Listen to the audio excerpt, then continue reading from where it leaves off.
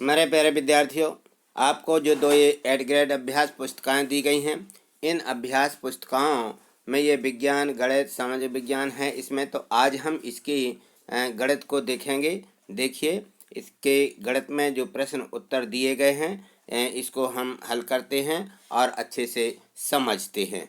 तो देखिए, इसके प्रश्न उत्तरों यह दी गई है क्षेत्रमिति पाठ 11। इसमें है क्षेत्रमिति और इसमें जो चतुर्भुज PQRS है, इसका हमें क्षेत्रफल ज्ञात करना है। तो क्षेत्रफल से संबंधित मीन्स का मेरिट परीक्षा में प्रश्न पूछे जाते हैं। इनके जो इसकी जो जानकारी है मीन्स का मेरिट परीक्षा से संबंधित, वह मैंने इसकी वीडियो डाल दी है और इससे संबंधित मैंने कुछ और वीडियो डाली हैं जिससे इसकी तैयारी भी हो सके। तो देखिए वो कहाँ पर हैं, मैं आपको 1 मिनट बता देता हूँ। देखिए, अब जैसे आप मेरी ये वीडियो देख रहे हैं, इसमें है अध्याय 10 ठोस आकारों का चित्रण, ये वीडियो है। और इसके नीचे देखिए लिखा है कि गणित वाले सर, जो आप वीडियो देखेंगे उसके नीचे ये लिखा रहता है। तो जो ये लिखा हुआ है इसको आप क्लिक कर दीजिए। देखिए मैं क्लिक कर देता हूँ, मैंने ये क्लिक कर दिया। तो जैसे ही मैं ये क्लिक करता हूँ तो ये देखिए इसके सबसे ऊपर यहाँ जहाँ लिखा गणित वाले सर, वहीं लिखा वीडियोज़, ये वीडियोज लिखा हुआ है, इसको क्लिक कर दीजिए। मैंने ये क्लिक कर दिया तो ये देखिए आपको ये मेरी सभी वीडियो दिखने लगी। तो आप इस प्रकार के खिसकाते जाएंगे तो ये सभी वीडियो जो जिसकी भी आपको आवश्यकता हो उसको आप क्लिक कर दीजिए और उसको जो है आप देख लीजिए। और जो मैं मीन्स का मेरिट की बात कर रहा हूँ, ये मीन्स का मेरिट परीक्षा से संबंधित पूरी वीडियो डली हुई है कि फॉर्म कब भरे जाना है, कैसे भरे जाना है और इसमें क्या क्या होता है, कब से कब तक स्कॉलरशिप मिलती है। तो इसमें 12,000 रुपये की स्कॉलरशिप मिलती है, इसे चूकना मत, क्योंकि यही ही एक ऐसी परीक्षा है जो कक्षा 8वीं में मात्र होती है, 9वीं 10वीं 11वीं में नहीं होती है। और इसमें 9वीं से 12वीं तक 12,000 रुपया स्कॉलरशिप मिलती है। तो इससे की परीक्षा को पास होने के लिए देखिए मैंने ये नीचे ये जो वीडियो डाल दी हैं, आप इन वीडियो को देख लीजिए। और भी मैं इसकी जो मीन्स का मेरिट परीक्षा से संबंधित वीडियो है मैं डालता रहूँगा। आप चैनल को सब्सक्राइब करके रखिए। ये देखिए मैंने ये ढेर सारी वीडियो इसमें ये डाल दी हैं, आप इनको देख लीजिए। ठीक, चलते हैं अब हम अपने प्रश्न की ओर। प्रश्न देखते हैं। प्रश्न क्रमांक तो यहाँ देखिए प्रश्न क्रमांक जो 1 दिया है कि चतुर्भुज PQRS का क्षेत्रफल ज्ञात कीजिए। ये जो हमें चतुर्भुज दिया गया है, इस चतुर्भुज का हमें क्षेत्रफल निकालना है। तो किस प्रकार से निकालेंगे, ये देखो यहाँ जो ये चतुर्भुज है, ये हमें स्पष्ट आकृति दिख रही है कि इस चतुर्भुज में एक ये जो यहाँ से Q से S तक ये जो खींचा गया है, यही एक विकर्ण खींचा गया है। तो इसको हम बोलते हैं विकर्ण। तो ये QS एक विकर्ण है। इस विकर्ण पर जो ऊंचाइयाँ दी गई हैं, यहाँ देखिए, यहाँ से ये सीधा इस पर एक लंब ये गिराया गया है, दूसरा लंब ये गिराया गया है, 2 लंब हो जाते हैं इन। तो ये 2 त्रिभुजों में बट गया, विकर्ण खींच दिया तो पहले वाला त्रिभुज ये हो जाएगा, ये दूसरे वाला त्रिभुज हो जाएगा। तो ये 2 त्रिभुज हो जाते हैं। तो इनकी ये ऊंचाइयाँ हो जाती हैं। तो हमने इनको जो है D1 H1 H2 नाम दे दिया है और इसको दे दिया है कि ये हमारा ये विकर्ण है। D बराबर 4 सेंटीमीटर का, ये QS D, इसको D दे दिया और H1 बराबर 3 और H2 बराबर ये 2 सेंटीमीटर ये लिख दिया है। अब हम देखते हैं कि समान चतुर्भुज जो होता है उसका क्षेत्रफल इस प्रकार से होता है कि 1/2 यहाँ गुणित D यानी विकर्ण और गुणित कोष्टक में दोनों ऊंचाइयों का योग H1 धन H2, इनको जोड़ दीजिए। तो यहाँ हमने लिख दिया और जोड़ दिया है। देखिए 1/2 गुणित 4 और कोष्टक में 3 धन 2 लिख करके ये हो जाएगा 5। और इस प्रकार से इसको काट लेंगे हम, 2 एकम 2, 2 दूनी 4, कितना आ जाएगा, 5 दूनी 10। तो इस चतुर्भुज का क्षेत्रफल आ जाएगा 10 वर्ग सेंटीमीटर। बिल्कुल सरल है। ठीक, तो आगे देखिए, आगे देखते हैं अगले प्रश्नों को। प्रश्न क्रमांक 2 पढ़िए, कैसे समचतुर्भुज का क्षेत्रफल ज्ञात कीजिए जिसके विकर्णों की लंबाइयां 12 और 10 सेंटीमीटर की हैं। इनमें 2 विकर्ण दिए गए हैं, दोनों विकर्णों की लंबाइयां दी गई हैं। तो हमने लिख दिया कि दिया है कि विकर्ण D1 बराबर 12 और D2 बराबर 10 सेंटीमीटर। तो अब देखिए इसका क्षेत्रफल का सूत्र क्या होता है। इसके क्षेत्रफल का सूत्र होता है कि समचतुर्भुज का क्षेत्रफल बराबर 1/2 D1 गुणित D2 और इन दोनों क्षेत्रफल जो हमें दिए वो हमें इसकी लंबाइयाँ दी गई विकर्णों की D1 और D2 के मान हम यहाँ रख देंगे और रख करके इसको काट दीजिए कि 2 एकम 2, 2 छः 12, 6 का 10 में गुणा कर दिया, 6 धाम 60 वर्ग सेंटीमीटर। इस प्रकार से इस चतुर्भुज का ये क्षेत्रफल आ जाएगा। ठीक, अगला प्रश्न देखिए। प्रश्न क्रमांक 5 दिया गया है कि 5 सेंटीमीटर भुजा वाले घन का आयतन ज्ञात कीजिए। तो घन का आयतन क्या होता है, सूत्र में लिख देना है। दिया गया है कि घन की भुजा 5 सेंटीमीटर है, तो घन का आयतन बराबर भुजा का घन माने भुजा पर 3 की घात। तो यह हो जाएगा, भुजा का हम यहाँ मान रख देंगे 5 और 5 का घन यानी इसका 3 बार गुणा, तो ये हो जाएगा 5 25 और 25 में फिर 5 का गुणा करेंगे तो आ जाएगा 125 घन सेंटीमीटर। यह हो जाता है घन का आयतन। ठीक, अगला प्रश्न देखिए। प्रश्न क्रमांक 4 दिया है कि एक ऐसे घनाभ की ऊंचाई ज्ञात कीजिए जिसके आधार का क्षेत्रफल 18 वर्ग सेंटीमीटर है और जिसका आयतन 90 घन सेंटीमीटर है। ये घन सेंटीमीटर में दिया क्योंकि ये आयतन है और ये क्षेत्रफल है। ठीक, तो अगला प्रश्न है, इसको आगे देखिए।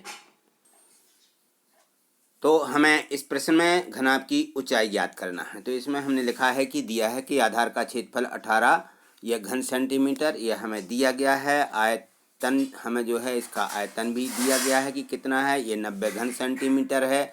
ये भी हमें दिया गया है, ऊंचाई दी गई है जो हमें ज्ञात करनी, हमने ये सब लिख लिया। तो घनाभ का आयतन होता है कि आधार का क्षेत्रफल गुणित ऊंचाई, ये घनाभ के आयतन का क्षेत्रफल का सूत्र है। तो यहाँ देखिए हमने जो इसका घनाभ का आयतन दिया है, आयतन के नीचे लिखा है कि ये 90 घन सेंटीमीटर, ये यहाँ पे लिख दिया। आधार का क्षेत्रफल हमें 18 वर्ग सेंटीमीटर दिया गया है, तो हमने यहाँ 18 लिखा, गुणित में ऊंचाई ज्यों का त्यों लिख दिया है। तो अब देखिए दोनों पक्षों में 18 का भाग करने पर 90/18 आ जाएगा, यहाँ बच जाएगा ऊंचाई अकेला। 18 से काट दीजिए, 18 पंचे 90, तो ऊंचाई बराबर आ जाएगी 5 सेंटीमीटर। ये बिल्कुल सीधे सरल सरल सवाल हैं, इस प्रकार से इसको हमें हल कर लेना है। अगला प्रश्न देखिए। प्रश्न क्रमांक 5 दिया है कि एक समलंब चतुर्भुज का क्षेत्रफल 42 वर्ग सेंटीमीटर है, इसकी ऊंचाई 16 सेंटीमीटर है। समांतर भुजाओं में से एक की लंबाई 8 सेंटीमीटर है, दूसरे समांतर जो भुजा है उसकी लंबाई ज्ञात कीजिए। तो दूसरी जो समांतर भुजा है उसकी हमें लंबाई ज्ञात करना है। तो इस प्रकार से देखिए यह हमने सब लिख दिया है और दिया है, लिखा है कि क्षेत्रफल बराबर हमें 42 सेंटीमीटर, ऊंचाई 6 सेंटीमीटर, एक भुजा जो दी गई वो 8 सेंटीमीटर है। तो हम जानते हैं कि समलंब चतुर्भुज का क्षेत्रफल 1/2 समांतर भुजाओं का योग गुणित ऊंचाई होता है। यहाँ पर समांतर भुजाओं का योग यानी पहली भुजा धन दूसरी भुजा, ऐसा भी लिख सकते हो। तो ये देखिए हमने यहाँ पे लिख दिया कि समांतर जो समलंब चतुर्भुज है इसका क्षेत्रफल हमें यह 42 वर्ग सेंटीमीटर दिया है, तो इसके नीचे 42 लिखेंगे और बराबर में 1/2 8 धन दूसरी भुजा, यहाँ हमने लिख दिया कि यह पहली भुजा, यह दूसरी भुजा, गुणित ऊंचाई कितनी दी 6 सेंटीमीटर, तो हमने ये लिख दिया है। अब देखिए इसको आगे हल कीजिए। यहाँ देखिए ये अब हम देखते हैं इसको हल करके, ये बटे में 2 है, तो ये जो बटे में 2 रहता है यह बराबर के हम गुणा में ले आते हैं, क्योंकि हम दोनों पक्षों में 2 का गुणा कर देते हैं, तो यहाँ से 2 कैंसिल हो जाता है और फिर यहाँ गुणा में 6 हैं तो हम भाग कर देते हैं। तो इस प्रकार से 42 गुणित 2/6 ये बराबर में ये 8 धन दूसरी भुजा ये बच जाएगा। और इनको हल कर दीजिए, तो हल करने पे आ जाएगा, 6 से काट दिए, 6 7 42, 7 दूनी ये 14 मिल जाएंगे। 8 का पक्षांतर किया, 14 रहना 8, ये दूसरी भुजा निकल आई, 14 में से 8 घटा दिया, बराबर 6 सेंटीमीटर। ठीक, अगला प्रश्न देखिए। यहाँ देखिए प्रश्न क्रमांक 6 दिया गया है कि एक ऐसे बेलन की ऊंचाई ज्ञात कीजिए जिसकी त्रिज्या 14 सेंटीमीटर हो और पृष्ठीय क्षेत्रफल 1936 वर्ग सेंटीमीटर है। पृष्ठीय क्षेत्रफल बाहर का जो क्षेत्रफल होता है वो हमें यह बेलन की ऊंचाई जो है इसमें निकाल ली है। तो यहाँ देखिए हमने लिख लिया कि माना बेलन की ऊंचाई h है, त्रिज्या हमें दी गई है, त्रिज्या r बराबर 14 सेंटीमीटर है। तो पृष्ठीय क्षेत्रफल जो हमारा बेलन होता है, बेलन का पृष्ठीय क्षेत्रफल जो होता है ये 2πr धन h, इस प्रकार से ये बेलन का पृष्ठीय क्षेत्रफल होता है।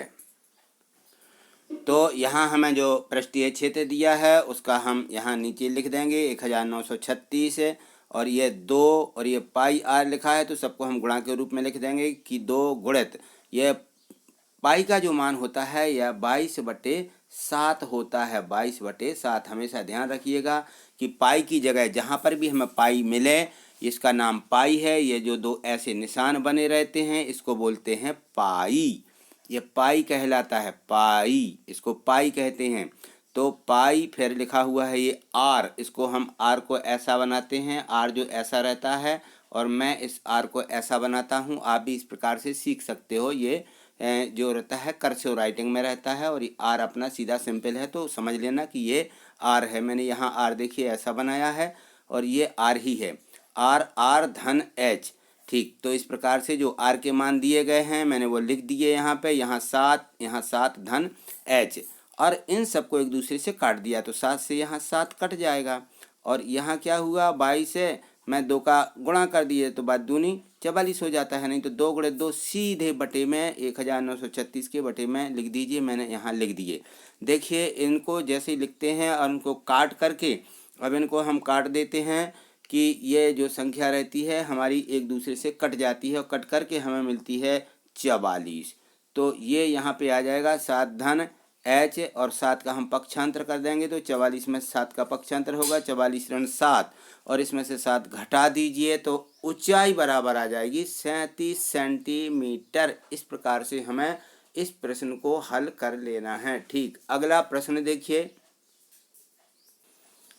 प्रश्न क्रमांक 7 दिया गया है कि एक मछली घर घनाभ के आकार का है, जिसकी बाह्य भुजा की मापें 70 सेंटीमीटर गुणित 30 सेंटीमीटर गुणित 50 सेंटीमीटर, और इसके तल पृष्ठ वाले भाग जो फलक होते हैं उसके पीछे वाले फलक को रंगीन कागज से ढकना है। जो पीछे वाले फलक हैं उनको रंगीन कागज से ढकना है, जितने भी ये पृष्ठ हैं। तो इसमें जो है कितने, तो इसमें है कि आवश्यक कागज का क्षेत्रफल ज्ञात कीजिए, कि जो हमें जिससे रंगीन कागज से ढकना है उस कागज का हमें क्षेत्रफल ज्ञात करना है। तो ठीक, देखिए इसको आगे देखते हैं हम। जो इसमें है हमने लिख दिया है कि इसमें दिया हुआ है, क्या दिया हुआ है कि मछली के घर की जो लंबाई है वह हमें 70 सेंटीमीटर है, चौड़ाई उसको ढकने वाली b बराबर 30 सेंटीमीटर है, ऊंचाई h हमें ये भी दी गई है, ये 50 सेंटीमीटर है, क्योंकि ये एक दूसरे के जो गुणांक में लिखी रहती हैं, ये जो एक दूसरे के गुणांक में हैं, ये लंबाई गुणित चौड़ाई गुणित ऊंचाई, इस प्रकार से हमें हर एक प्रश्न में इस प्रकार से दी हुई होंगी। तो ये पहली लंबाई रहती है, ये ऊंचाई रहती है, लंबाई ये चौड़ाई, और ये लास्ट में ऊंचाई रहती है। तो इनको हमको क्रम से इस प्रकार से भी लिख लेना है। अब देखिए यहाँ पे जो आधार है उसका आधार क्या हो जाएगा, आधार होता है लंबाई गुणित चौड़ाई। तो इसमें लंबाई और ये चौड़ाई, हमने इसको जो लेंथ थी उसको L लिखा, गुणित B लिखा है 70, और गुणित आ जाएगा 30, बराबर आ जाएगा 2100 वर्ग सेंटीमीटर। अब पृष्ठ भाग जो हमें दिया गया है पीछे वाला भाग, उसका क्षेत्रफल हो जाएगा, इसमें हमारी जो चौड़ाई होती है और ऊंचाई दोनों आएंगी इसमें, तो b गुणित h लिखा, और इसमें 30 और 50 दोनों का गुणा कर दिया तो ये 1500 वर्ग सेंटीमीटर मिल गया। वो पीछे वाला जो पृष्ठ वाला फलक होता है उसका क्षेत्रफल, ये हमने यहाँ लेंथ है गुणित ऊंचाई, यानी लंबाई और ऊंचाई उस दोनों में रहेंगी, तो ये 70 गुणित 50 आ जाएगा, बराबर 3500 वर्ग सेंटीमीटर। अब हम क्या करेंगे, इन सभी को जोड़ देंगे। तो यहाँ देखिए आवश्यक कागज का जो क्षेत्रफल है, जो हमें उसमें आवश्यक कागज लगना है, तो उसका जो क्षेत्रफल होगा इन सबको हम जोड़ देते हैं। इस प्रकार से हमने जोड़ दिया कि 2100 धन 1500, और धन में जो 3500 दिया गया है, ये यहाँ सूत्र में देखिए 2 गुणित L गुणित H है, तो इसको हम 2 गुणित 3500 लिख देंगे। 3500 दूनी 70 यानी 7000 हो जाएगा, और इन सबको हम जोड़ देते हैं। तो जोड़ करके हमें इसका उत्तर मिल जाएगा कि जो रंगीन कागज है उसका जो क्षेत्रफल है ये 10,600 वर्ग सेंटीमीटर का रंगीन कागज उसको आवश्यक दस्तावेज को ढकने के लिए लगेगा, जो हमारा मछली घर है उसको। ठीक, अगला प्रश्न देखिए। यहाँ देखिए प्रश्न क्रमांक 8 दिया है कि एक घनाभ की भुजाएं ये दी गई हैं। ये घनाभ है, इसकी भुजाएं हैं, गुणांक के रूप में लिखी गई। हमेशा ये जो घन और घनाभ रहते हैं इनकी भुजाओं को इस प्रकार से लिखते हैं, लंबाई चौड़ाई और ये ऊंचाई। तो इस घनाभ के अंदर 6 सेंटीमीटर भुजा वाले कितने छोटे घन रखे जा सकते हैं। घन रखना है हमें, घनाभ की भुजाएं दी गई हैं, तो कितने छोटे घन इसके अंदर बन जाएंगे कि वो घनाभ की आकृति के बराबर हो जाए। तो हमने लिख लिया इसमें कि दिया है लंबाई 60 सेंटीमीटर, ऊंचाई 54 सेंटीमीटर है और ये ऊंचाई जो होती 30 सेंटीमीटर और हमारी ये चौड़ाई 54 सेंटीमीटर है। तो घनाभ का आयतन L गुणित B गुणित H, लंबाई गुणित चौड़ाई गुणित ऊंचाई, ये भी होता है। तो हमने वो ज्यों का त्यों लिख दिया यहाँ पे 60 गुणित 54 गुणित 30, ये देखिए। इसी प्रकार से अब हम देखेंगे कि घन की भुजा 6 सेंटीमीटर दी गई है, तो घन का आयतन क्या होता है? भुजा का घन। भुजा यानी कितनी दी? 6 सेंटीमीटर की दी है, तो 6 का घन, तो 6 का 6 3 बार गुणा करिएगा, तो 6 का 6 में गुणा करेंगे तो 36 आएगा और 36 में 6 का गुणा कर लीजिए तो हो जाएगा 216। तो ये 216 मैंने यहाँ लिख दिए। अब आगे देखिए घनों की संख्या। अब हमें निकालना है घनों की संख्या की कितने घन उसमें बन सकते हैं। तो हमने लिख दिया कि घनाभ का आयतन बटे एक घन का आयतन। तो एक घन का आयतन 216 है, तो 60 गुणित 54 गुणित 30 ये हमें उसका दिया गया था।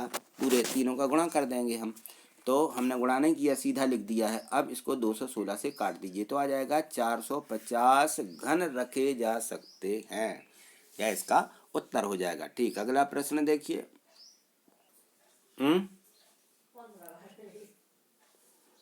प्रश्न क्रमांक 9 देखिए। एक भवन में 18 बेलनाकार खंबे हैं। प्रत्येक खंबे की त्रिज्या 35 सेंटीमीटर है और ऊंचाई 5 सेंटीमीटर दी गई है। 9 रुपया प्रति वर्ग मीटर की दर से जो खंबा हमारे हैं वो किस आकृति के हैं?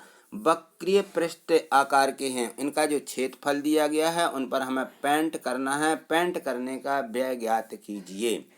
तो जो हमें एक बेलनाकार जो हमें खंबे दिए गए हैं, प्रत्येक खंबे की हमें त्रिज्या दी है और उसकी ऊंचाई दी गई है, और प्रत्येक खंबे पर रंग होना है यानी पेंट कराया जाना है, और एक वर्ग मीटर का 9 रुपया लगता है। तो देखिए यहाँ पे, तो इसमें देखिए आर बराबर दिया गया है 35 सेंटीमीटर और ऊंचाई दी गई है 5 सेंटीमीटर। चूँकि 100 सेंटीमीटर बराबर होता है 1 मीटर, 100 सेंटीमीटर में 1 मीटर होते हैं, तो 35 सेंटीमीटर में 35/100 मीटर, और इसको हम भाग लगा देंगे तो आ जाएगा 0.35 मीटर। अब एक खंबे का वक्र पृष्ठ का क्षेत्रफल क्या हो जाएगा भाई? एक खंबे का, तो ये हो जाएगा 2πr/h, 2πr/h, 2 गुणित पाई गुणित r गुणित h, इस प्रकार से हमें लिखना है और इन सभी के हमें मान यहाँ रख देना है।